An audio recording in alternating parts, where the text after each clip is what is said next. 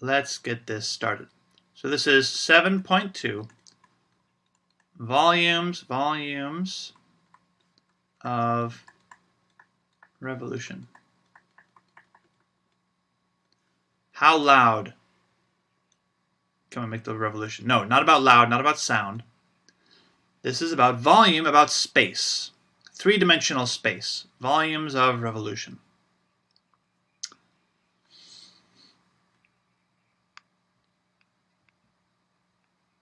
So how do we talk about, what do we mean by volumes of revolution? So let's say, for example,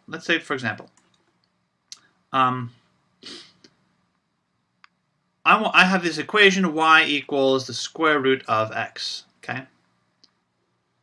If I were to graph this equation, it would look something like this, right? Something like this is what it would look like, right?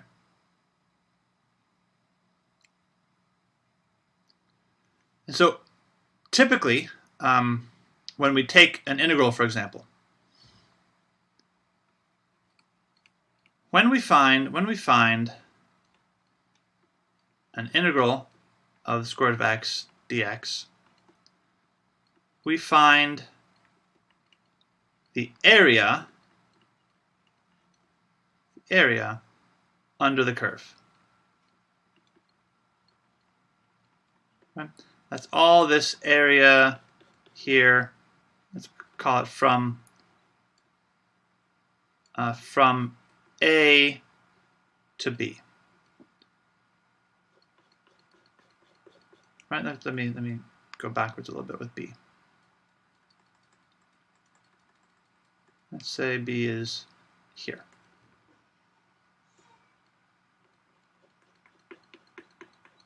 Right, from A to B. When we do integrals, we find area. What we're going to imagine, the sort of next level of this, is we can imagine a bunch of three-dimensional shapes, right?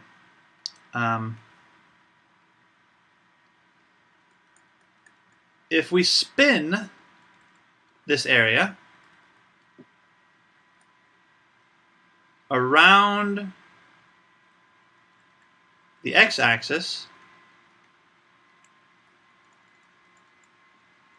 we get a 3D shape. And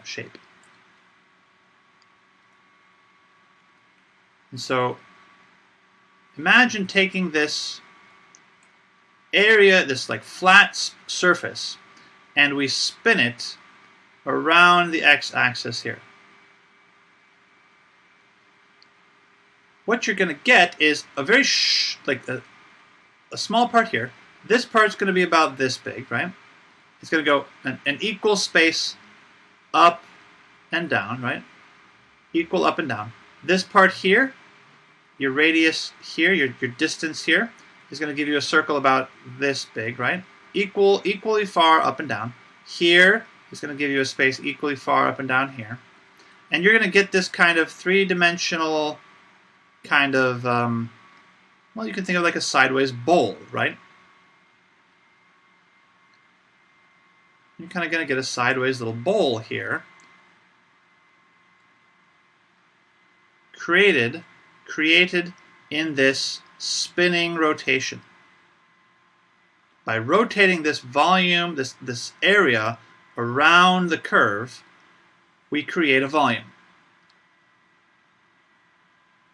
Rotating the area creates a volume.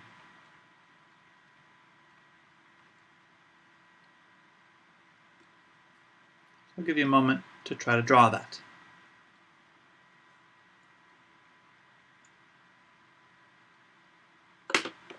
Right, so we're creating this spin here, which is spinning around the x-axis. It's like kind of spreading itself around this three-dimensional volume. Now we have this bowl here, the sideways bowl looking shape.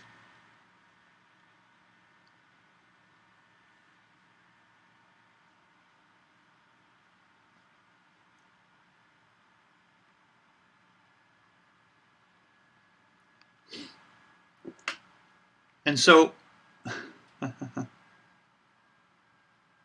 spinning and spinning. And there are lots of ways to lots of real things in the world that are created in this method. Think of like a funnel. Right? A funnel has this vertical, this axial symmetry, right? It creates symmetrical with this axial symmetry. It's called axial symmetry. It creates a shape with what's called axial or rotational symmetry. Rotational symmetry or axial symmetry. And lots of things are like this. Let me show you a few examples here. In our book here, we have some shapes they show you here. A glass bottle or a can of Coke, for example, has axial symmetry. This piston in a car has axial symmetry. A funnel or this, like nuts and bolts have axial symmetries, right? Various candies or whatever this shape is, right? So anything that you have that's like spinning around a center that has a middle, pill bottles, pistons, right? All these things have three-dimensional cross-sectional axial symmetry.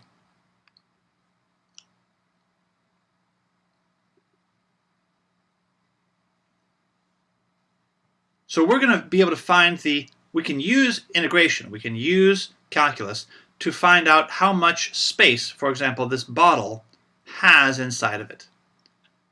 How much volume does this shape contain? So that's what we can do. We can use integration. We can use integrals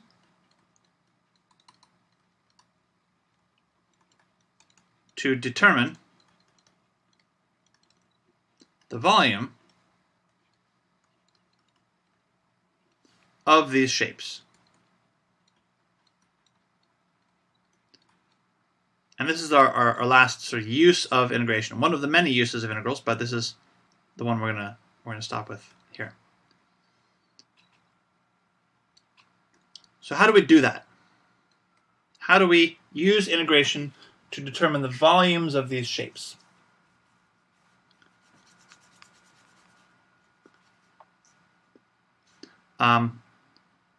We still are going to, you see here how we sliced it into these circles. Let me draw another picture. Let's go back here. For example, well, not an example, but let me show you this. If we have a graph that looks, let's say, like this, okay, and I have some starting point A and some ending point B. So I have a graph that looks like this, some function f of x. Some function f of x, not f of y, just f of x. Okay? Normally, like a normal integral,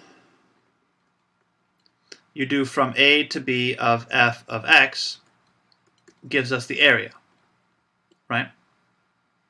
So you can imagine like a slice of area here, like a little slice, right? This little area right here, let me do this in red. This little slice right here is one of the slices of area, okay? If we were to uses slices. Right? If we were to then rotate this around the axis, a volume integral, what we're going to create is, instead of a slice, if we spin it around, we end up with a circle, right? instead of a slice, we end up with a circle. Right, you can imagine the radius of the circle is the length of the height of the graph. The radius equals the height of the graph.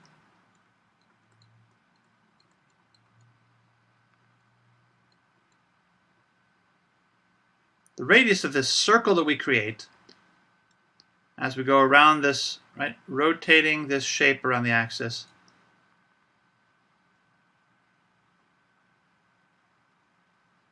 will create this circle, right?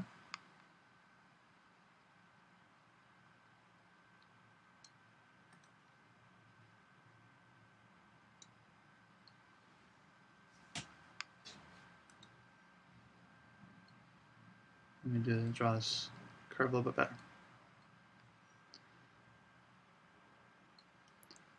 And so to find the volume, what we're going to do is, instead of integrating all the slices, we're going to integrate all the circles, circle areas, and that's going to give us a volume.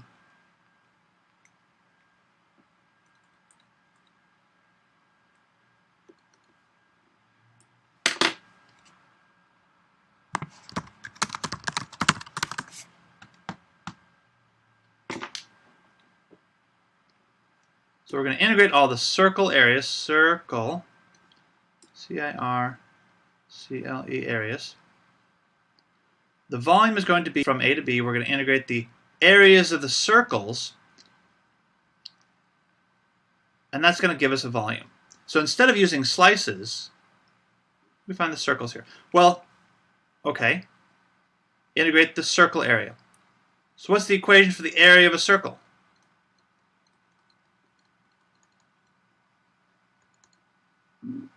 Anybody remember? What's the formula for the area of a circle?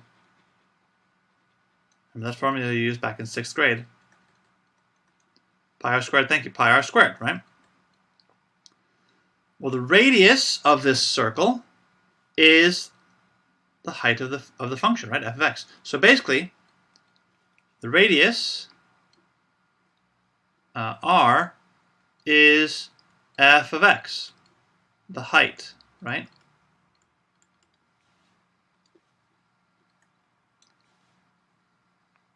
So when we integrate, we get pi times f of x squared is the area.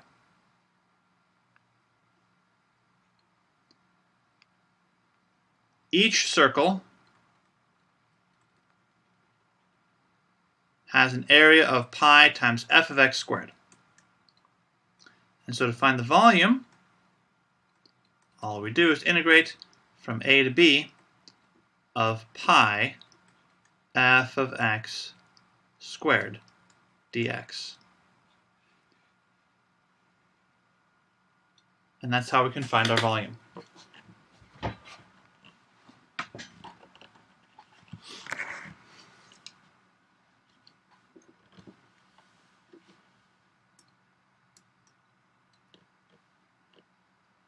So we create a circle here.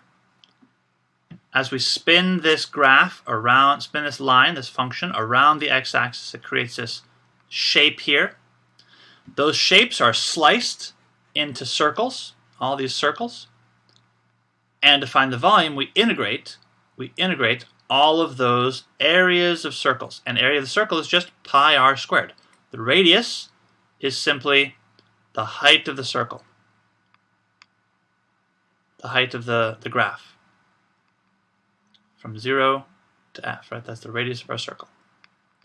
And so it's pi times f of x squared. And that's our volume. Pi integral f of x squared. Typically, we don't need to use the pi inside. Since pi is a constant, it can pretty much be on the outside. So I'm going to take the pi, move it outside. Pi times the integral from a to b of f of x squared.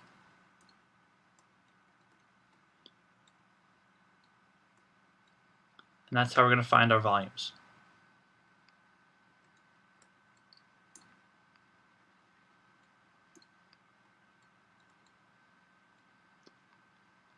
So it's the same integral, except now we have to square the function before we do the integral. Again, plug it into Desmos, it's going to do it all for you, which is really nice. So each circle is pi r squared. Integrate all that area, and you get a volume, a 3D space. So we're going to talk more about this next time. But that's the idea. Volume is the integral from a to b of pi r squared, where r is the function. Over the weekend, let me tell you what I would like you to do. Practice the AP test review sessions and finish up any Khan Academies if you're working on those. There's no homework today. Finish up everything you're catching up on. I know that you got a lot of stuff to do over the weekend. You're busy seniors. Important weeks, so no homework from us today. Next week, however, we will finish this assignment. We'll have a homework probably on Tuesday about this stuff. This is our last topic. We'll be finding these volumes. All right. So that's it for us today, everybody. Thank you very much. Over the weekend, practice your AP test. Practice the Khan Academy stuff. Do some review. For those that are taking the test, prepare for the test. Do those practices in the review session. I'll send some websites to you as well. We have a review session tomorrow for the AP test. Come to that. Otherwise, in the chat, say goodbye, everybody. Once you say goodbye, you're free to go. Thanks very much. I'll see you all next time.